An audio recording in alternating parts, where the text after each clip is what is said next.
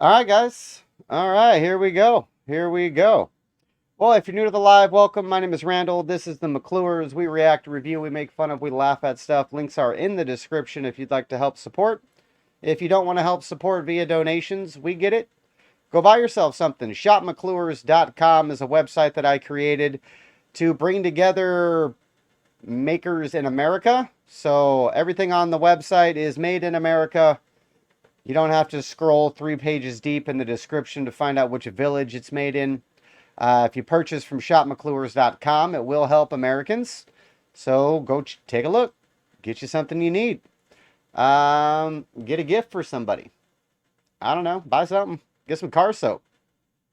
Everything helps. Everything helps. But we're going to check out Jesse Lee Peterson. He's interviewing Sneako. We've done a couple Jesse Lee Peterson interviews lately. I find them enjoyable. I rather like them. The size of my screen capture just changed again. What is wrong with this, dude? Really? What is wrong with this thing? Just stay there. Perfectly in the middle where you're supposed to be. Why is this hard? Why is this hard? All right, I'll shut up. Let's get into this. Jesse Lee Peterson interviewing Sneako. This should be interesting, folks. This should definitely be interesting. Sneako, welcome to the show. How you doing, Jesse Lee Peterson? Can you hear me? I can, loud and clear. Everything sounds good. I'm a big fan of your work. I like a lot what you did at the S Word Walk. It was a street interview you did in New York City. Yeah. I've liked a lot of your interviews for a while. I'm a big fan. Thank you, man. I didn't know that. Thank you. That was at the Slut Walk. Yep. Well, I was censoring it because we're on YouTube. I'm on Rumble, so Oh, you gotta know how words to. you can and can't say. Oh, you can't say slut anymore. I guess you can, but I'm just trying to play it safe because you are on a wokey beta male website like YouTube. I'm on Alpha Male Rumble. There you go. Are you black? You look like you mixed with something.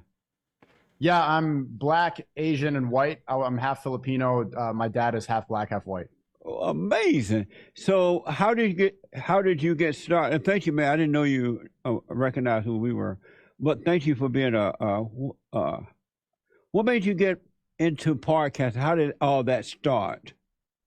How did I get into Becoming a podcast, doing the work that you do. A podcaster? I would say I'm a streamer. I mean, I do a lot of podcasts, but I've been doing content. I've been doing videos for a long time, for about 10 years. I was banned on YouTube last year, and now I've been creating content on Rumble for about 8-9 months, something like that. And I just always wanted to express myself. I always wanted to talk about social issues. I always wanted to get into filmmaking. Stuff like this really makes me interested. And it's always just been what I wanted to do. And I turned it into a career. Right on, man. And so what's important to you? It's throwing me off. Sneako's eyes look weird. No, we're not bagging on how he looks or the fact that he's half Asian, which I just thought of and it's kind of funny. But his eyes look weird to me. I don't know. Again, I use the word weird. They look different than I noticed from before. Let's put it that way. You. The truth is important. And I think the most effective way to get to the truth is to be entertaining and is to be funny. My motto is seek truth through funny. I don't think that people listen if you're not entertaining, if you're not making them laugh to some extent. I think that's the most effective way to communicate. So I like to be able to get to the truth, but I think that you can't do it without being entertaining. And ultimately, I think what I do is a blend of comedy, of filmmaking, and social commentary. Amazing. And what is the truth? The truth is very simple. I think everybody knows it deep down, but because of all the programming and because of cancel culture and people prioritizing their feelings over reality, we ignore the truth and we separate ourselves from the truth all the time. But I think the truth is very simple, that there's a higher power. And I think that men and women have specific roles. And these very simple facts we have to argue about all the time. And we need to have shows like this in order to spread that, because we're in a world now where anything goes and we tolerate everything. For example, you had Destiny on your show a couple of years ago. I like that interview you did. Yesterday, I spoke to him, and people like him who don't believe in God Yesterday I had a debate with him, and he was arguing that bestiality is fine because it's not hurting anybody. He was arguing that incest is okay because once you start accepting all kinds of sexual deviancy, then you open up the floodgates for all types of immoral behavior. And so we need to have specific ground rules. And I think if you're going to get to the truth, it's very simple to start with God. Yeah, absolutely. How old are you? I'm 24. And so you were raised by both parents, father and Yes. mother? And so then who were you closer to, your father or your mother? I was probably closer with my father. I relate to him more. I think men relate to other men more. But both my parents, I think they did a great job raising me. I hope so. And my dad is a really big role model, and I would say one of my, like, a superhero in my life. I really look up to him. Good And for my you. mother did a great job. And even to this day, she does a good job of, they watch everything I do. So they really try to make sure that I'm staying on a straight path and I'm spreading the right message, because I do have a big platform. And so are you surprised that your platform took off so fast and doing so well? No, I always knew that it would. It took longer than I expected, I think, to get to the point where I really wanted to be. I didn't expect to get banned the way I did. I didn't think that they should have deleted my main channel because I had no strikes on it. But when they ban you on YouTube, they completely wipe you and they delete all of it. So they got rid of all my work.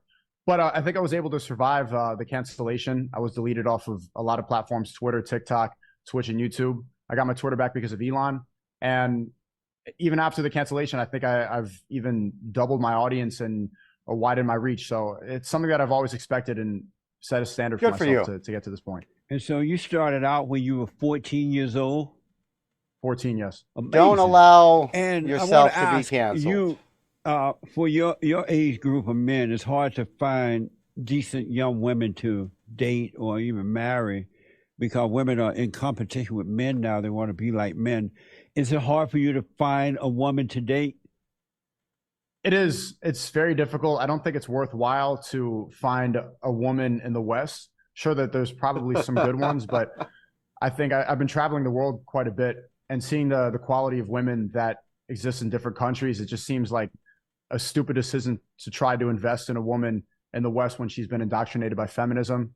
So I just don't think it's worth it. It's just, if you're gonna make an investment into the future, you very clearly, the odds are against you when it comes to women in the West. So I have been traveling and meeting So if you're shopping for a wife, according to Sneako, you need to shop overseas.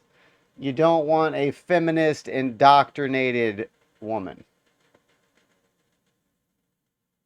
You can't blame him for that logic, though. You can't blame him for that. Luckily, I've been married forever, and I don't have to date in today's world because that's crazy. That's crazy. women across the world.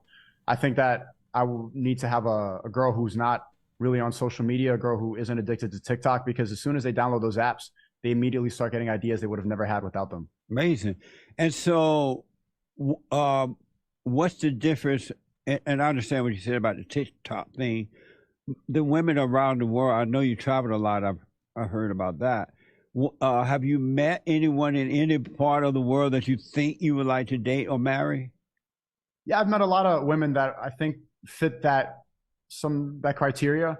But at the same time, I am 24, and I know that a lot of religious people get married at this age, but I'm a very career-oriented person. Yeah. So I think that in fully investing myself into a long-term relationship now is not the best idea if I want to be self-sufficient for my entire life and not get trapped or get stuck in a relationship that's not right. So I have met good women, but I'm still waiting and making sure that I can mature more, because I still am growing quite a bit. I still have a lot of maturing to do. I'm 24 and I've made quite a bit of mistakes in my life, and I've went down the wrong path. So I just want to make sure that I'm completely masculine and secure in everything that I do, and I'm able to be the protector and provider that my children need from a father. So you hope to get married one day and have and make kids? Yeah, that's the biggest goal of mine. I want to have a big family, a lot of children. Sometimes I joke and say that I want 10, but I think that that's a big number. I think it's more important to start with one and then see how that goes. Of course, it's fun to say things like I want 10 sons, all this stuff. But I've been interacting with a lot of parents and a lot of young fathers, and it's like seeing the amount of the investment it takes to just raise one is huge. So it's like you start with one, and then you can think about two, and then maybe 10. But yeah, I really want a big family. I think that's the reason that God created us, is so that we can reproduce and so that we can make the world a better place with children who are motivated and who want to do good. Yeah, I remember in high school, I said I was going to get married. I wanted 10 children as well. I ended up only making one. And so now I have one son, 2 grandkids, well, adults now, and 2 great grandkids. So it's building up. I know you don't want a TikTok woman. What do you want in a woman? What would you like? The type of woman you would like if you decide to date and marry. What type of woman would you want? When it comes to marrying a girl, I have very simple criteria that they need to meet before I can even consider. There's a lot of other things that you look for in a relationship, like personality, compatibility, these things. But to get in the door, I think the best relationship that would work for me long term is she needs to be Muslim, she needs to be a virgin, and she needs to be unvaccinated. If she fits those 3, then we can talk. Then we can figure things out. Very. The second 2 are good, but why Muzzy, bro? Why that? I thought I didn't know he was a follower of Islam. Important, yeah. Amazing. So have you dated women outside of America? I have. And how did that go? Some went well, some didn't go well, but I think it was trial and error. You know, maybe dating is a waste of time. And for example, in the Quran, they say that dating Bones is wrong. Mama's in the house. Right away. Shout But out. I do think that I learned quite a bit from those relationships, and I learned about myself. I've done quite a bit of dating. I'm 24 and I've had a lot of relationships. And On a side note, Bones Mama, I don't speak chick, so I don't understand emojis and what they mean. They're just pretty pictures to me. lots of ups and downs. So those were good. And I do prefer women who are not westernized. I think that's a better, that just works better for me. There's more compatibility there. I don't have to get around. As soon as a woman starts talking about astrology, or if she's always on her phone, she's always on TikTok, and she's invested into celebrities. If she's talking about Kim Kardashian, then immediately it's just like, I just don't want to have to reprogram her and tell her how much of a psyop that is. I would rather get a non-westernized woman who wants to be the balance in my life. You when you date, do you Can't knock the argument. I noticed that a lot of men your age and maybe even older now spend a lot of money on women that they date. Do you spend money on women that you date? When I really do love and care about them, then I do. I'm not the type of person to go take them to the mall and buy a bunch of nonsense. But women are expensive. They're one of the most expensive commodities out there, not just in terms of how much you're spending monetarily, but when it comes to time. Women are a giant time suck. So that's why I think that it's not the best idea to invest in a long-term relationship now, because that's the most important currency you have is your time, and they will drain all of it. They will want all of it. They constantly want your attention. You'll start doing things and spending time with them that you shouldn't. You should be prioritizing a lot of that on work, and you just care about her feelings. You want to make sure that she's comfortable and secure and she's happy, and that's just not worth it. I think when you're 24, and I would give this advice for young men, I think at the ages like 18 to 25, you shouldn't even focus on relationships. It's better to focus on yourself, focus on your career, build those first, and then realize how important your time is and what you want to prioritize before you invest in a long-term relationship. And since you were just dating them, why did you spend money on them, period? Spend money on them because I like to make women happy. One of the best pleasures in life is seeing a woman smile. But when you make her happy, you make her take control of you. Because you can't make a woman happy. Right. You can't make a woman happy. You can't make anybody happy, really. They need to be happy themselves. Right. Before. Yeah, you can't make a woman. But I guess it's like, making them happier, But you're setting them up to use you.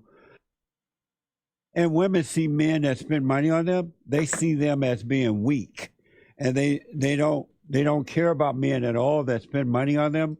They just pretend that they do so that they can get the money. Women want men that don't love them, that they cannot control.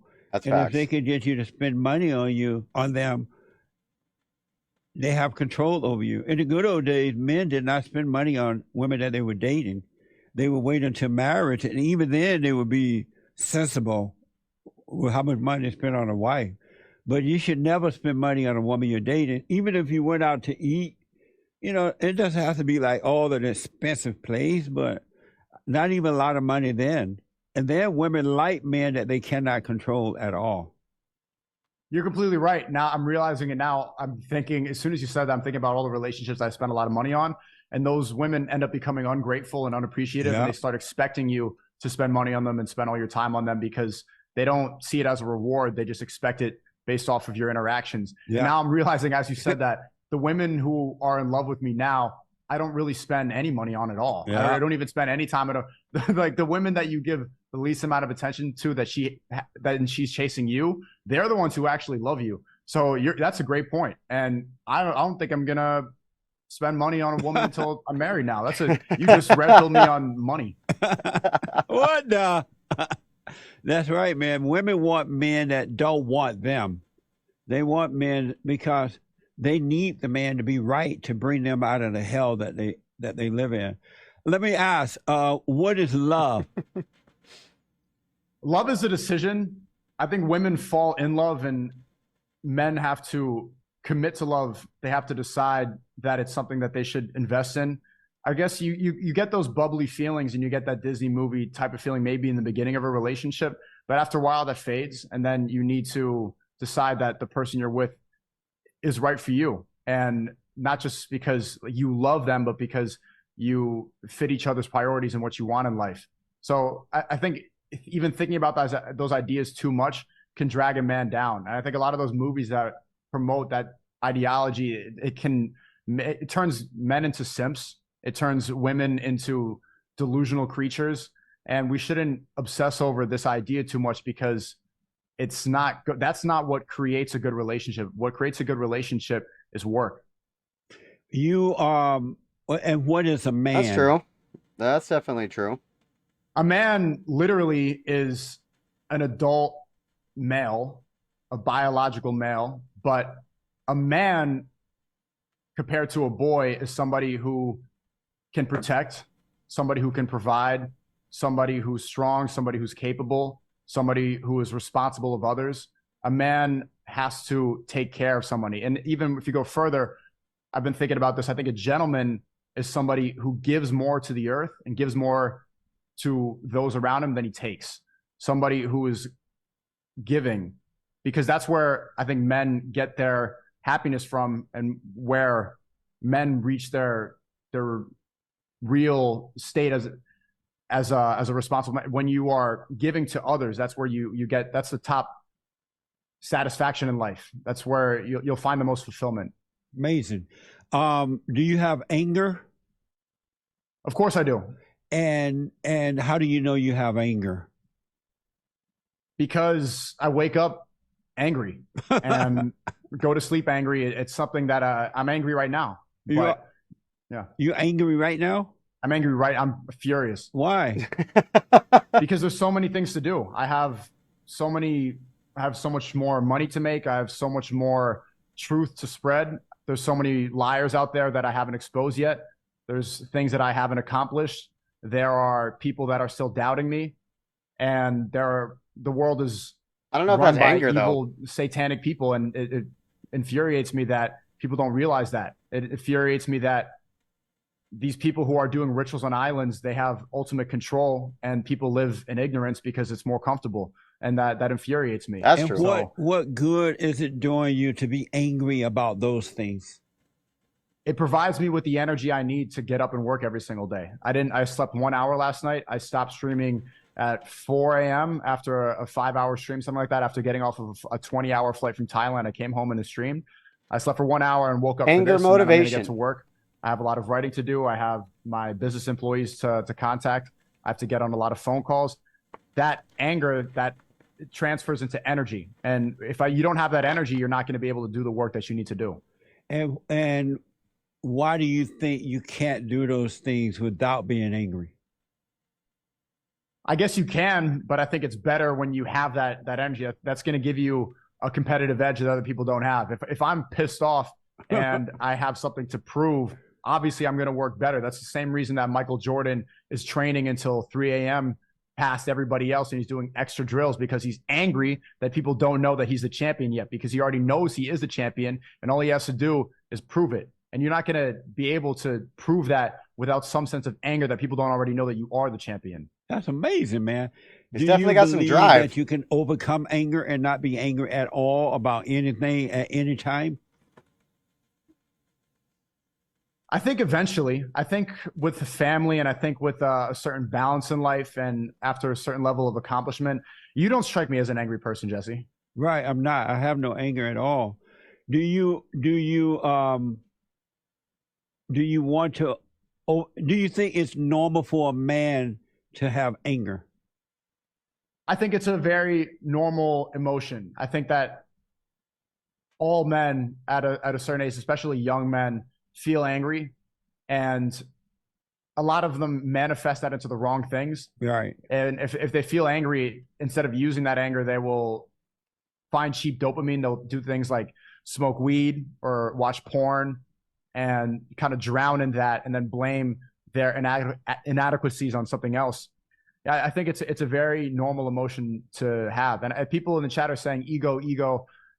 Every man has an ego, and if you don't have an ego, you need one. It's a very important thing in order Get an ego. to accomplish what you want to accomplish. Ego is not a bad thing. You need to have self-esteem. You need to believe in yourself. And if you don't have a sense, if you don't have an ego at all, then you're not going to be able to get to that Michael Jordan level of success. And if you don't want that, then that's fine.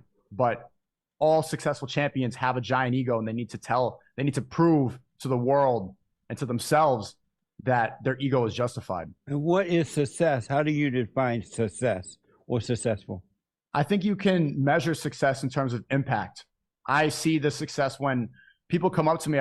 This kid came up to me in Thailand yesterday, the day before, and he was like almost on the verge of tears. And this doesn't happen all the time, but he was saying he looked a little bit chubby, but kind of that skin chubby where you could tell that he lost weight. Right. And he was telling me that he lost 20 kg because of a video where I was fat shaming a trans person. And just that little joke, like I'm there saying that this dude is overweight. I'm saying that he looks like Peter Griffin, just making jokes. But he said that video inspired him and motivated him to get into the gym. And he was extremely happy.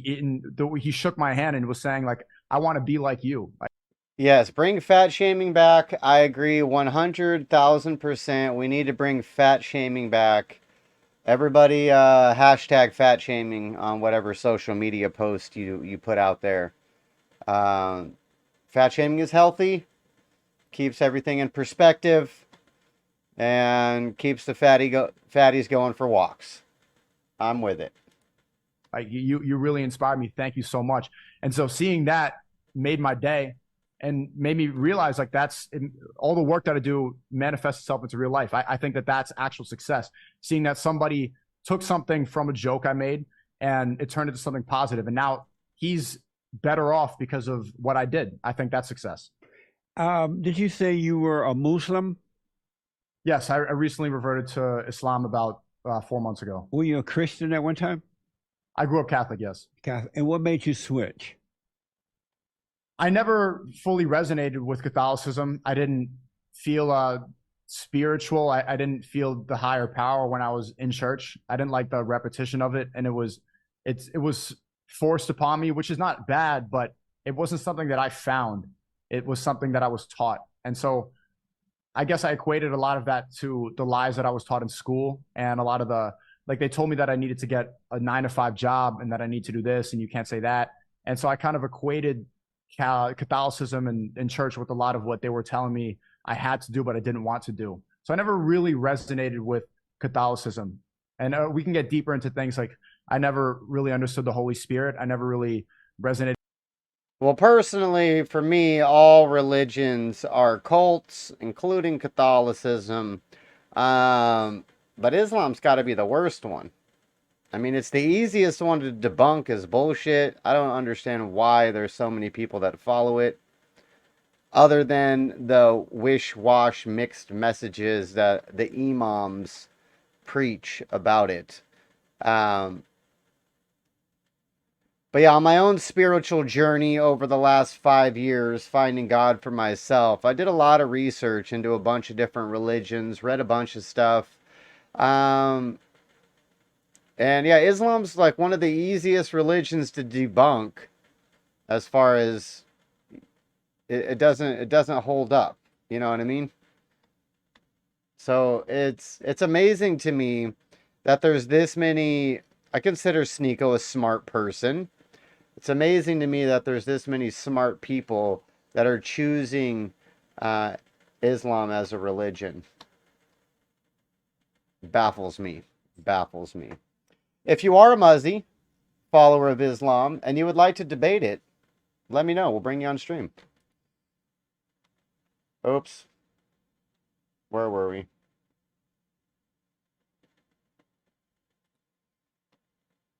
Disagree about that. But Islam, it seems like it's the only book that has not been manipulated with what's written in the Quran. But not only that, it's not. Is that? Oh, let me ask first before you answer that. Who forced religion,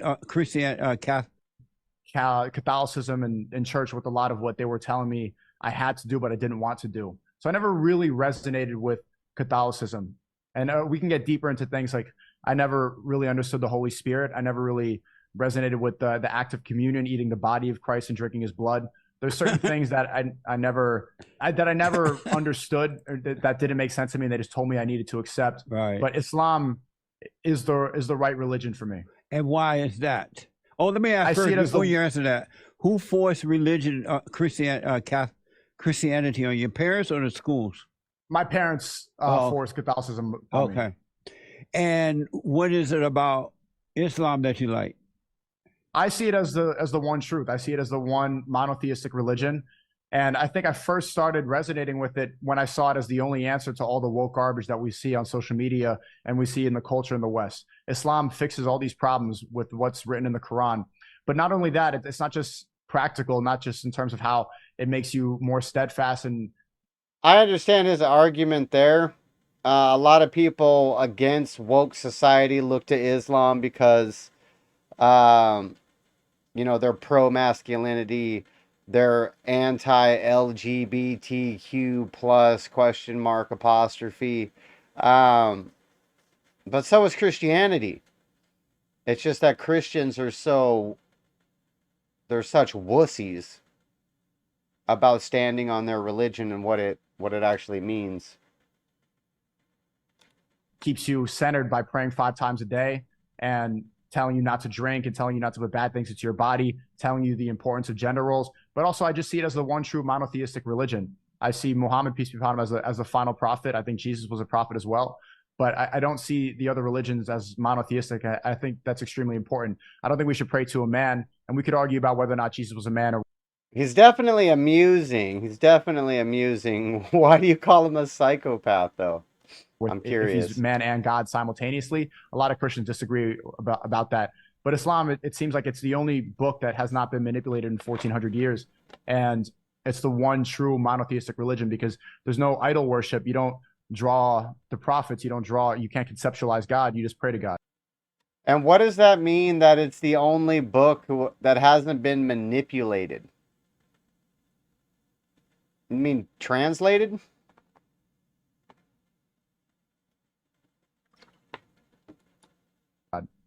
And do you pray 5 times a day? Sometimes, but it's been difficult and I need to be better at that. I try to, but I'm very busy. And there's some passages that will say in certain hadiths and in the Quran that if you are busy or if you're traveling, then you're excused. But that's an excuse that I'm making right now. I need to start praying more, but I do try to pray every day. Amazing. And did your mother force Christianity upon you or your father? It was my mother and father. They both grew up Catholic, and so it was just natural. They grew up Catholic, so I grew up Catholic. Nice. Do you have perfect peace? Do I have perfect peace with Islam? No. Now that you become a part of the Islam thing there, do you have perfect peace? I think I found a new level of mental clarity and peace and stoicism with Islam. I haven't felt this centered my entire life until I reverted to Islam. Everything starts to make more sense, and I have found a new peace. Is it perfect?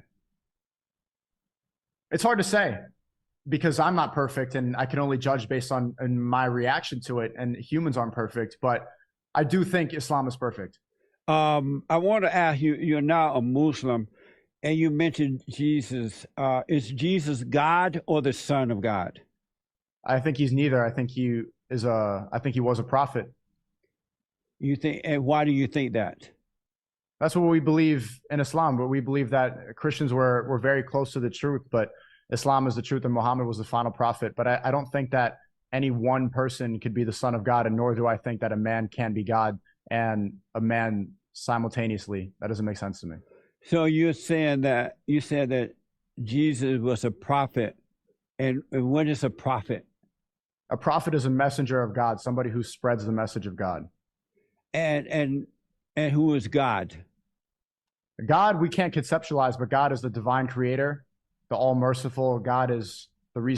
That's what I don't understand about Islam, and that's why it's one of the easiest religions to debunk, because throughout the Quran multiple times it says if you're not sure, then consult the books of the Christians and the Jews, meaning the Bible and the Torah. So the Quran confirms the Bible is correct. It confirms that Jesus is a prophet of God, but then it says don't listen to him. Listen to Muhammad instead. It doesn't make any sense. There's no logic train there. Reason that we exist, a designer, an all-intelligent being that we don't know what exactly he is or where he is or what he looks like, but we know that he was the intelligent designer and we should worship him. And why don't you know exactly who he is? Because the same reason that a smartphone doesn't know who Steve Jobs is. The creation will never be able to understand or conceptualize what the creator is because the creator is more intelligent. Do you believe you were created by God? Yes. And if you were created by him, do you believe? Oh, you think him joining Islam is a grift? Maybe. I don't know. I would say the red pill market is probably more Christian than Islam. He love you? Yes. And if he love you, why wouldn't he want you to know who he is? Because it's not worth it. He created us so that we could worship him, and maybe we will meet him in the afterlife in heaven. But the whole purpose of life on earth is to be able to be the best we can be so that we can enjoy eternal paradise. And why would you want to have a father? Would you consider God as your father? God as my father? No, but we use the word he when we refer to God. And why we use the pronoun he. And why not father? I understand that he thinks he is a masculine persuasion, but why not father? I'm not sure what the direct reason is in the Quran. I know that they do that and they say that in Christianity, but I think father it's a man-made. It's a way to relate it to way humans could understand, because we understand exactly what a father figure is. I think that trying to compare God to man-made ideas, and it actually does say that before I came on stream today, I watched a debate between a Christian preacher and an Islam guy. And that was one of the Christians' arguments. He's like, if my book is wrong, then why does your book tell you to refer to my book?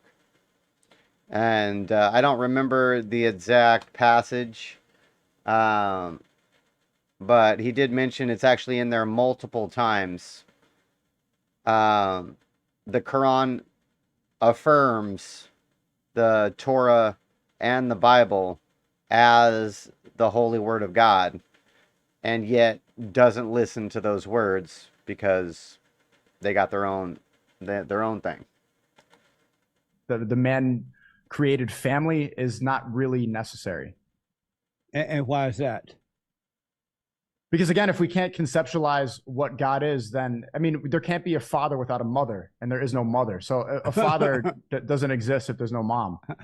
But God is not a physical; He is a spirit. Right. Well,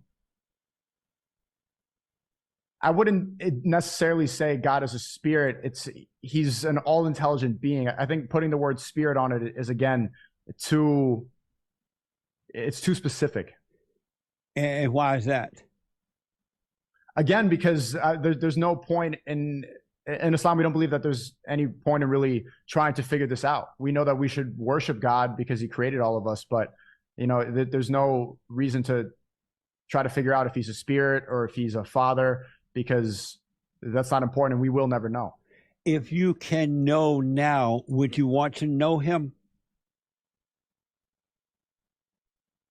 No, I will want to wait until I go to heaven and do the right thing now. I think that would manipulate the way I view Earth too much, and I wouldn't be able to still interact with other people knowing everything. Because if I spoke to God, Well, most people that convert to Islam don't know a lot about it, because until you learn Aramaic,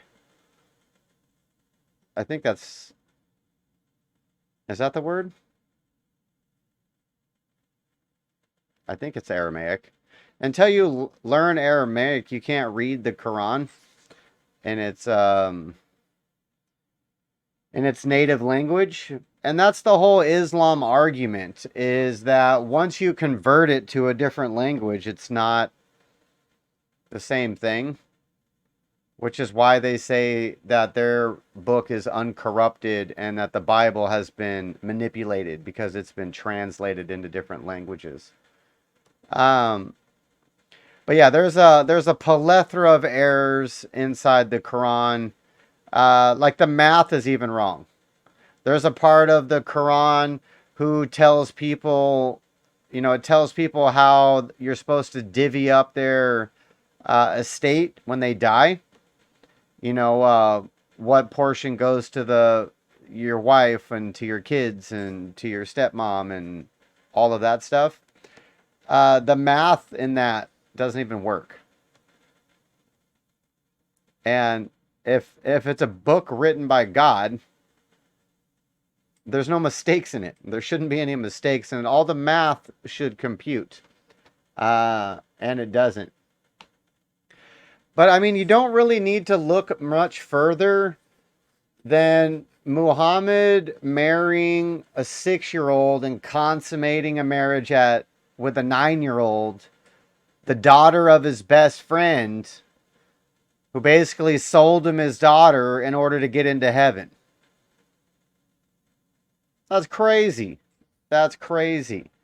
And the biggest thing in Christianity, it repeats it over and over throughout the whole book, how children are pure and innocent, and that even adults, in order to get into heaven, need to be childlike.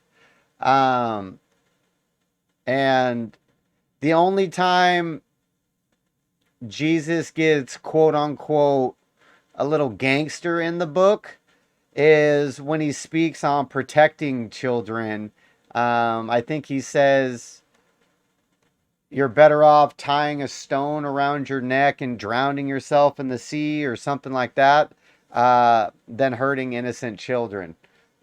So with that much emphasis on protecting children, just that alone, not to support Islam, whose prophet was basically a tyrannical warlord.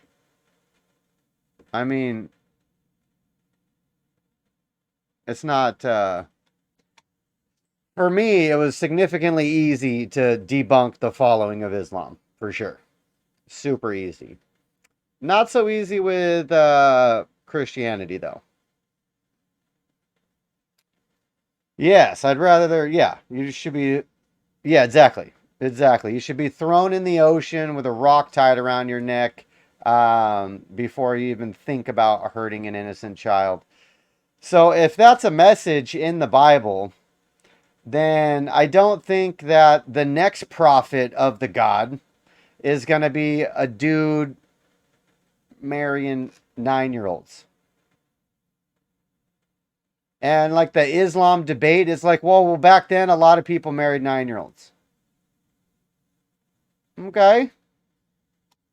Even if they did, which I don't believe that that's a thing, but even if they did, it's still wrong.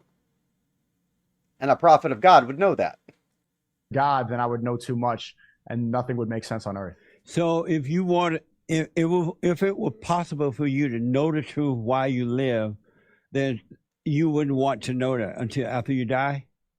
I would wait until I die. I want to do it the right way. I would go insane. I would try to tell everybody, and then I'd end up yelling at a pole behind a gas station. So what's the purpose of praying to the Father if you don't want to know? You pray to the Father or you pray to God because God wants you. God commands us to pray and worship Him because that's what we're supposed to do. But if why pray to Him if it's not to know Him? It's a waste of time. Well, I appreciate your involvement I in guess the you chat. become closer through prayer, but you will never really know God the way that get back God to work. knows us. I don't know what that means. You will never be able to communicate and understand God the way that God understands us because we are God's creation. Like we will never be able to have that mutual understanding that we can have with other people. Do you believe that you are your thoughts? You create thoughts? Yes. And you create your own thoughts?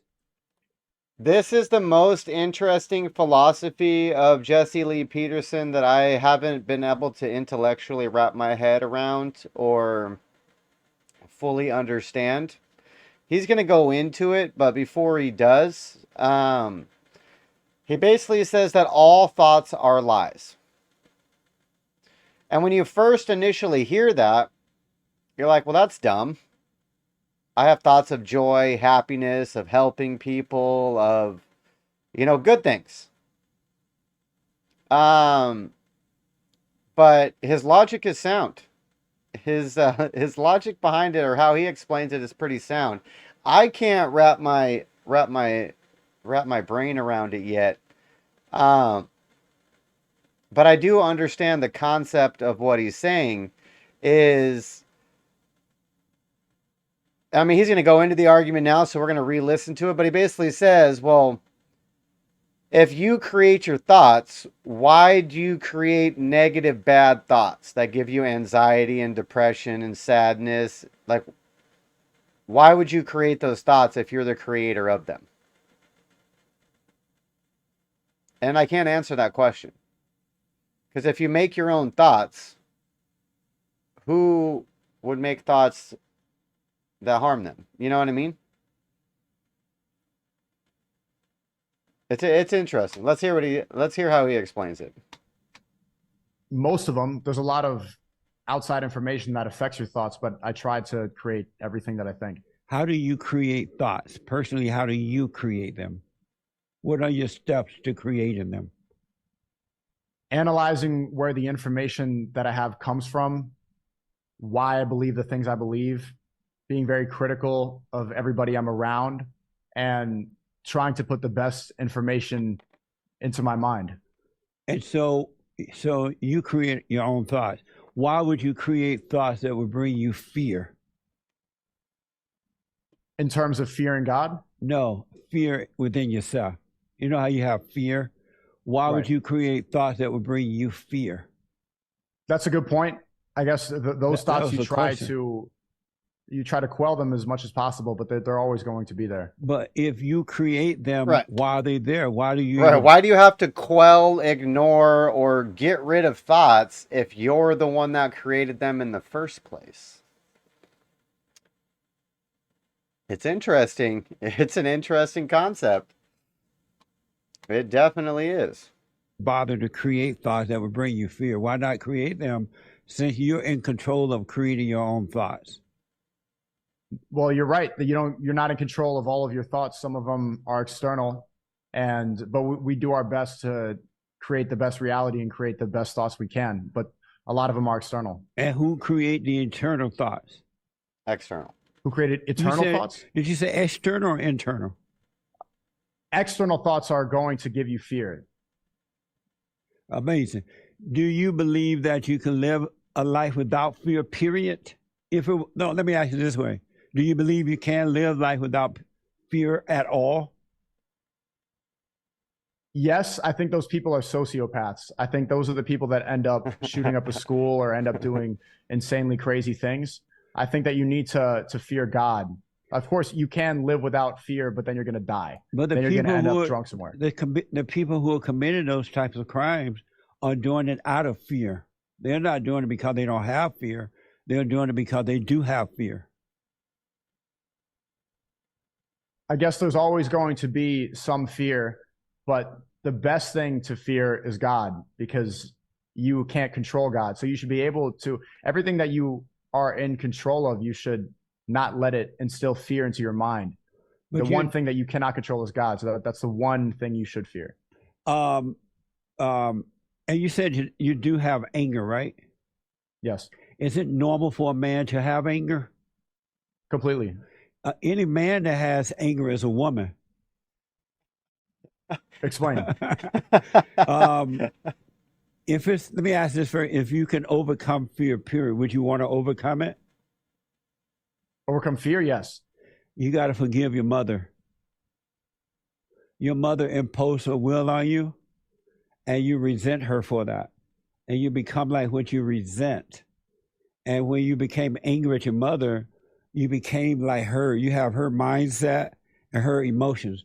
All men hate their mothers, and the women too, the girls. And they become like what they hate, and they pass it on from generation to generation. And if you realize that just as you can't help yourself but have fear and have anger, your mother couldn't help herself, and because she resents her mother, and she imposed that on you, and now you become like her. And a man is not supposed to have fear because of the order of God in Christ, Christ in man, man over woman, woman over children. Men are supposed to lead women. But if you have their mindset, the woman become your God, and men are subject to women because Satan is the woman's God, and the woman is the man God because of that broken order. When Eve listened to the Satan, she took on his nature and no longer listened to her husband. And when Adam listened to Eve, he took on the woman's nature and no longer listened to his father. It changed their order. But when you forgive your mother and your father for not protecting you from your mother, because he can't handle your mother, he's married to his mama, you become attracted to what you hate. But when you forgive them, God will forgive you, and he will take away the mama spirit, which is of the devil, and he will give you back your natural self. And that's when you can really start living without fear. You have the right kind of energy. You have perfect love energy. And in perfect love, there is no fear. And you'll be able to deal with every situation without being moved by it at all. But you got to forgive your. It took me a while to understand what he's talking about there, but I think I do understand it now. He's basically saying, so in the beginning, Eve listened to Satan instead of her husband like she was commanded to. So by her listening to Satan, he now in turn becomes her God, who she listens to. Adam stopped listening to actual God, listened to his wife. So now the wife becomes the God that he listens to. So what Jesse says is, in order to turn back to the actual God, you need to straighten out that order. Why did Adam let the snake in the garden, though? I don't know if Adam let the snake in. Or if God let the snake in. Or if there's no point in making a creature with free will if they never are given a choice. So that might have been the only test as people we needed to pass, in order to live perfectly forever. And they fucked it up. They fucked up that first test, and we're all screwed for it. We are all screwed for it. They messed up the first test. But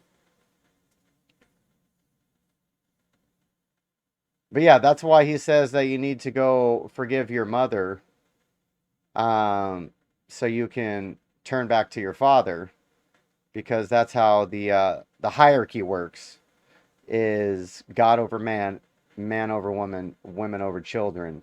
So as a child, you go through the woman to apologize, to get to the man, to apologize, to receive the love from God. At least that's how I see it. That's how I see what he's explaining from it.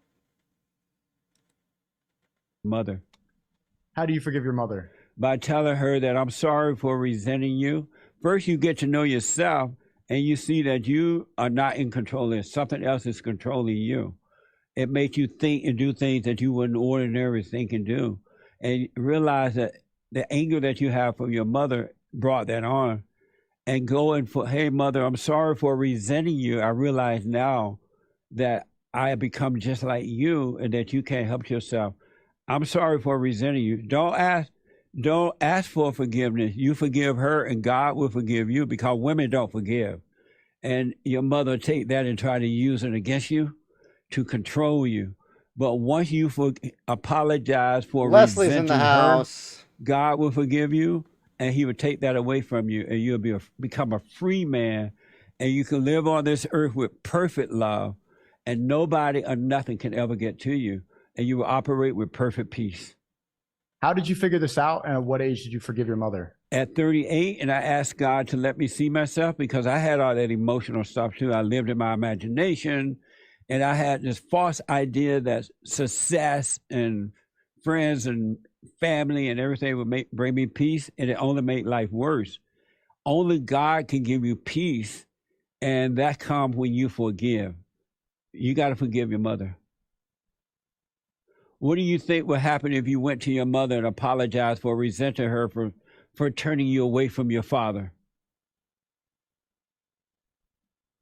I think that I wouldn't believe it. And I want to say that because you've explained that in a way that makes a lot of sense, and I think a lot of men can relate to. But I don't think I fully mean it if I had said it yet. So it's something that I need to sit with and think about more before I do it. That makes sense. You should see it for yourself, not just because I said it. Because once you see it for yourself, that's why we need to know ourselves. Know thyself, right? When you see it for yourself, then you'll be able to go and forgive her, because you will see that, yes, she did this to you, but you're wrong for resenting her, because by resenting her, you're bringing this upon yourself. And you can overcome it by forgiving her, but you have to see it for yourself. And the kingdom of heaven is inside of you, and you will enter into that kingdom, and you will no longer look outside for the answer, because everything that you're looking for, everything that you are, everything you need to become is already inside of you. You just need to live from within and stop looking on the outside, because you can gain all the wealth in the whole wide world. You can become the richest man on this side of heaven. You still won't have peace. You become the richest man on this side of heaven. You will still have fear. You will still have doubt. You will still have worries. But once you forgive and start living from within, you will no longer have those things. They will all disappear, and the whole earth will belong to you. You are the world. Each individual is the world, not the physical world out there, but you are the world. But you can't get it until you forgive. Islam is not going to do that for you. Christianity is not going to do that for you. No religion can do it. The kingdom of heaven is within. Only forgiveness will set you free. By apologizing for resenting her. That's a powerful statement. It's a powerful statement. It's abnormal for men. Any man that has anger is a woman. So when you get with a woman, it's just going to be two women fighting one another. Try to get power. It's all ego. Ego is of the devil. Forgiveness shall set you free. And you want to walk by the light. perfect love from within and not the ego. Anyone that has ego is evil. The ego must die. You don't want to live by ego. And the light of God will kill the ego, which is of the devil, in the mind and emotions. If you notice how you sometimes you feel good, then sometimes you feel bad, and then sometimes you feel good, and sometimes you feel bad. You're like up and down. All that stuff is ego. All that emotional love is hate. It's not love. That's why it doesn't last. God is a dispassionate God. He's not a passionate God. Satan is a passionate, evil God, not a real God, but a fake God. God is dispassionate. Satan is passionate. So anyone that is passionate about anything are really saying to you that they are evil. So how do you find the motivation to do what you need to do? Because I've found that ego and self-belief has carried a lot of the energy I needed to make me successful. But that's a fake energy. When you go and forgive your mother and forgive your father for not protecting you from your mother, God's going to give you his energy. It is a natural energy, and it's amazing. If without, it is just natural. It is greater than this false energy that you're getting now. The up and down energy is false. God's energy is forever, is light unto your feet, is natural. You would never, it's just natural. It's not up and down. You will have God's energy, and his energy is real. So do you think somebody like Khabib, for example, one of the most successful UFC fighters of all time, also extremely God-fearing, do you think that he operates and he trains without ego? Repeat that? Do you think that Khabib, the undefeated UFC fighter, right? Right. He's a Muslim. He's a perfect Muslim. Well, not perfect, but he doesn't sleep around. He doesn't do drugs. He's a good example of somebody who just practices a religion and fights all the time. I guarantee you, without a doubt, he doesn't have peace. I guarantee you, and he's using anger energy to fight to make himself feel better. But when he's alone, he's lonely, he's afraid, he is sad, he's lost. And so he fights to try to cover that up. But a man that has peace can go into a ring with him and knock him out in a second. Because the man with peace is conscious. He's living in the present and not in an illusion of a past or a future. But he's living in the present where God is. And when you live in the present, you can see. And so the man that has peace would not, I don't know who that person is anyway, but he would knock him out in a second because this guy is fighting in the dark, whereas the man of peace fighting in the light. Who's a good example of somebody who has let go of their ego and forgiven his mother? Jesus Christ.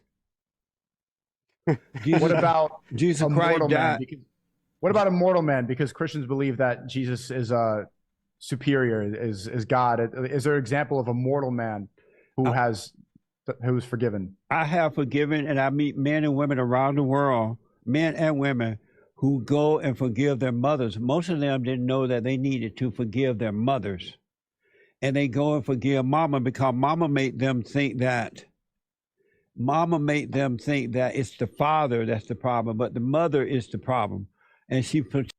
Shout out Bones Mama says, man is ego. We are imperfect. Blaming the person who loved you the most in the world is a cop out to be an asshole. Quick thought though, I'm cooking now. You know that thing that moms do because we love you. She says she's dig Jesse, but he's also full of shit at the same time. And I understand it. He does rag on the mother role a little bit. So to be a mom and not offended by some of the stuff he says would probably be strange. So I do get it. But he's not saying that you're choosing to be the way you are. He's saying that that's the way it is.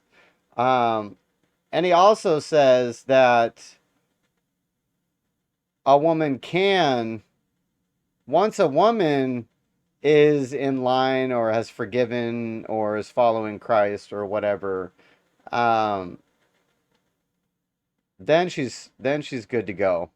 You know what I mean?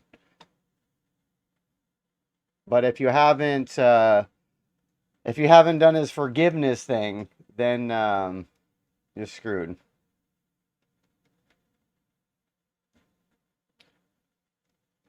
Leslie in the chat says that she made sure never to talk down her father's kid to them. Which I think is rare, though. I think that is very rare for women. And I don't know if you had to consciously do that because it was in you to do it naturally. I think it's Jesse's whole point. Is that's the nature of women to do that. So if they're in touch, if they're in touch with God through their husband or through their father or through God directly or however they do it, then they're able to overcome that natural instinct to do that.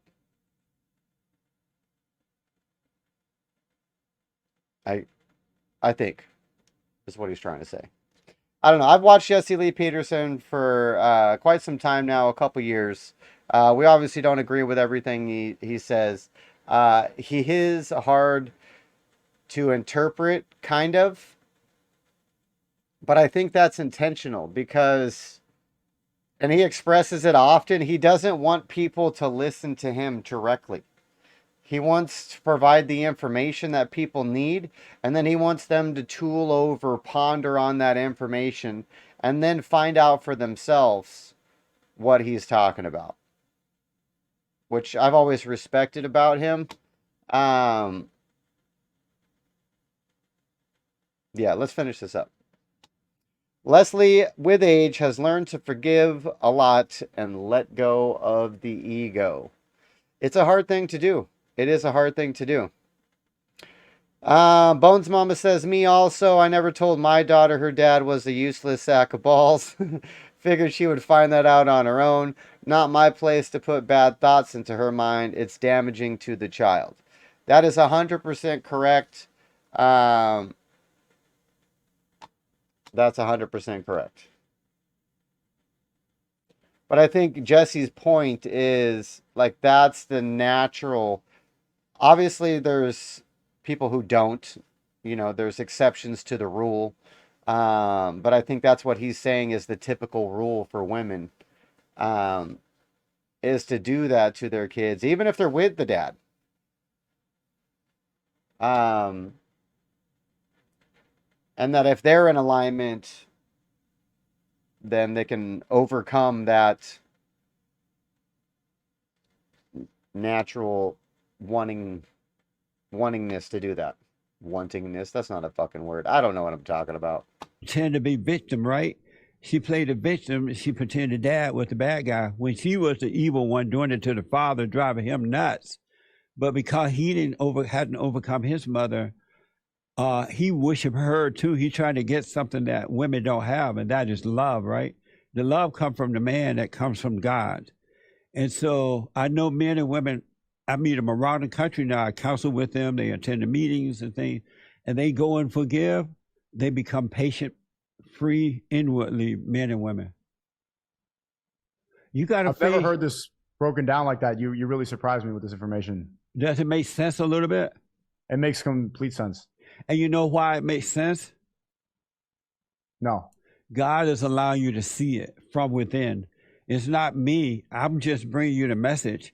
But only God can cause you to see the truth. And that's what it means to know God, when you're able to see.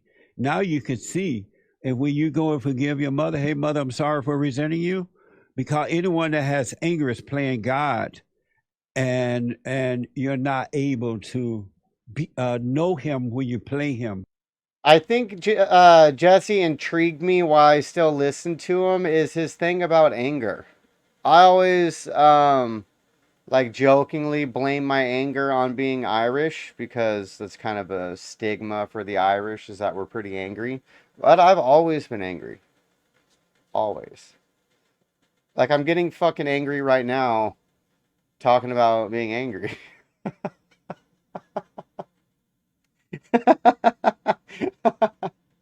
So I think that's one thing that always interests me about Jesse, um, is his ability to like live in the present so much that things don't affect him like that.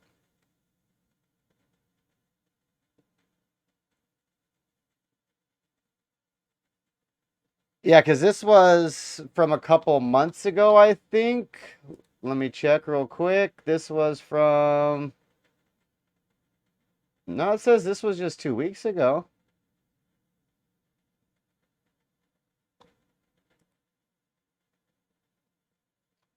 Oh, so since this video, he's no longer a Muzzy?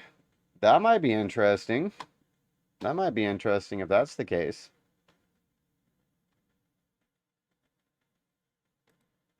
because you're judging and you're insecure. But you can see where I'm coming from because you want the truth. That's why you were a Christian, you became a Muslim, you're looking for the truth, and now you've found it. All you have to do now is go and forgive, and the rest is easy. You'll start living from within instead of without. And you'll still be able to make your money, you'll be able to run your business, but you won't identify with it. It won't be an identity. It will be something that you do, but it won't be you.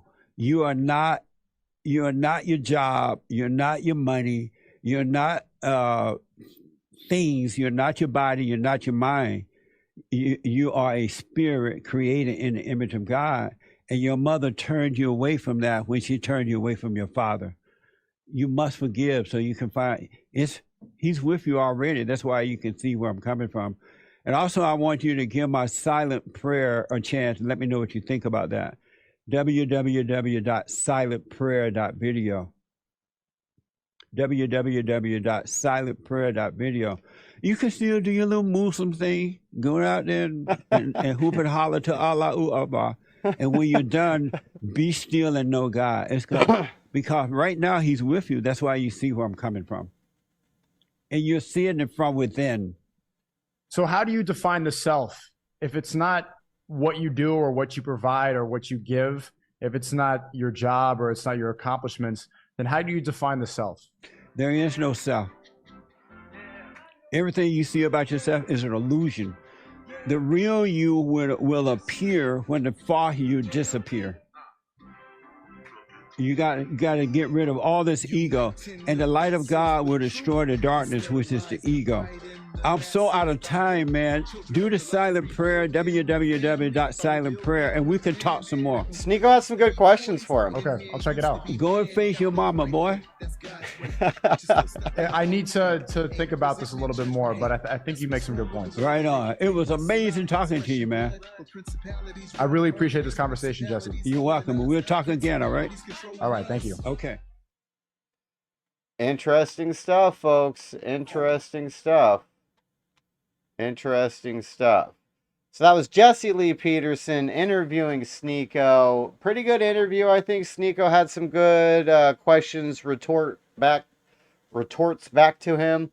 I'd be curious to talk to Sneako or have him talk about this interview to somebody else to get like his take on it, what he thought about it, that kind of thing. But I think that Jesse Lee Peterson's message to mom does come off in a way that offends them. But I think ultimately what he's saying is it's not your fault that things are set up this way, but there is a way to do it different. There is a way out of that path. And from what it sounds like, both Bones Mama and Leslie are out of that toxic downhill steamroll. They're off of that train, which is good. Leslie asked if I ever listened to Jordan Peterson. I definitely have in the past. I have in the past for sure. I have his book right over there, 12 Rules for Life. I bought it for my son. I did read it before I gave it to him, which I typically try to do, so we can understand what the kids are reading. But I bought it for my son. It's a very good it's a very good book. It's very insightful. He's an extremely intelligent guy. Um, but his take on God is kind of weird to me. His take on God is kind of weird to me, and I think it's because he has a very beat around the bush intellectual answer when asked, do you believe in God? And to sum up is basically his answer is, well, I live my life like there is one. Um, and I don't know. I don't find that as a value as a valuable answer.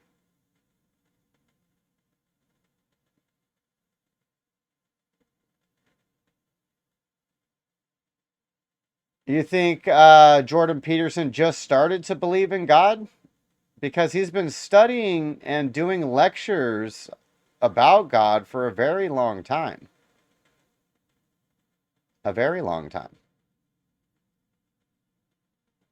Like that first book that he wrote, Maps of Meaning.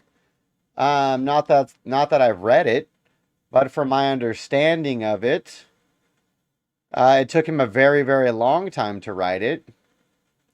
Um,